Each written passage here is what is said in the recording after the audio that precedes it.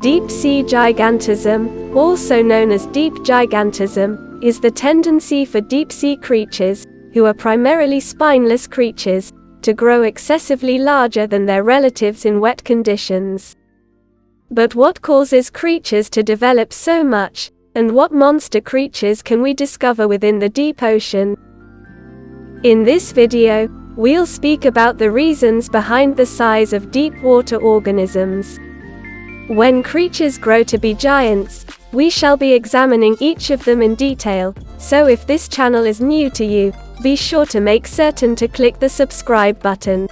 Keep watching the video until the very end and read more insightful articles on our website, Maya the Voice, at www.mayathevoice.com. Deep-sea cold can also encourage gigantism by causing animals' metabolisms to function much more slowly, their metabolism aiding them in. These species do not practice energy conservation. Their body temperature needs to be controlled so that they can utilize that energy in other body functions.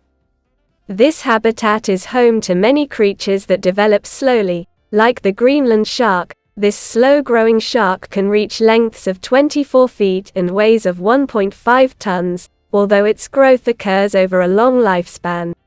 Due to the scarcity of predators in the deep sea, Greenland sharks only develop by about 0.4 inches per year and don't reach sexual maturity until they are about 150 years old.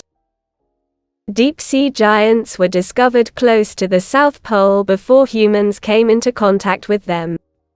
The occurrence of gigantism is more prevalent adjacent to Antarctica. In shallower water, enormous sponges, worms, sea spiders, and even enormous single-celled animals can be found. According to Art Woods, an ecophysiologist who specializes in Arctic gigantism and a professor at the University of Montana in Missoula, they are reachable by scuba divers and as shallow as 30 feet. He speculated that perhaps Antarctica's unique features enable it to coexist with humans closer to the surface. Woods hypothesized that the oxygen levels in the frigid waters surrounding the ice-covered continent might be responsible for gigantism in Antarctica. According to the U.S. Geological Survey, these polar waters have high oxygen concentrations. However, because of the low metabolic rates caused by the frigid water temperatures, animals in these habitats consume oxygen very slowly. It's likely that growth restraints are relaxed since the animal's oxygen demand is much exceeded by the plentiful oxygen supply. According to USGS, the surroundings enable them to grow higher body sizes and tissue sizes without experiencing oxygen scarcity.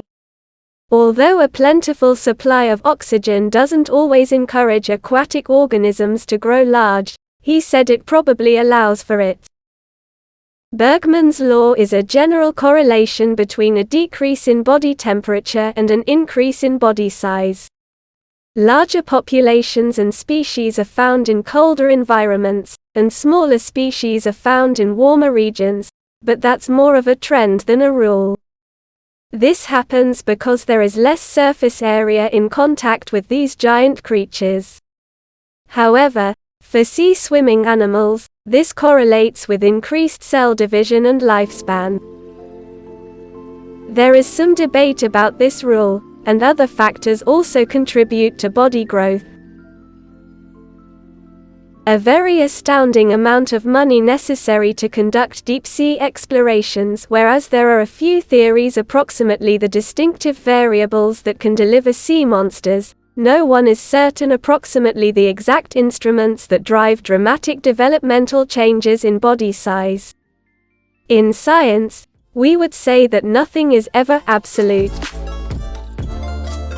To read more fantastic articles, visit www.mayathevoice.com, subscribe to Maya, and don't forget to press the like button.